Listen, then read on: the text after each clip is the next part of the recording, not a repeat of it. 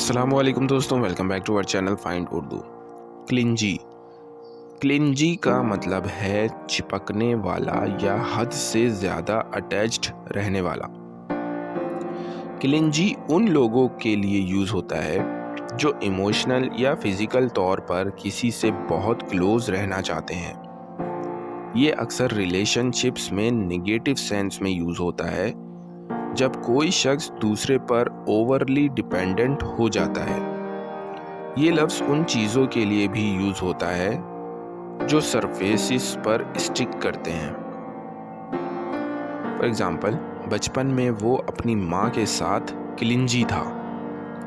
हर clingy behaviour made him feel uncomfortable. उसके चिपकने वाले रवैये ने उसे अनईजी महसूस करवाया। तो दोस्तों, क्लिंजी का मतलब है चिपकने वाला या हद से ज़्यादा अटैच्ड रहना। उम्मीद है अब आपको क्लिंजी का मतलब समझ में आ गया होगा। मिलते हैं नेक्स्ट वीडियो में। शुक्रिया।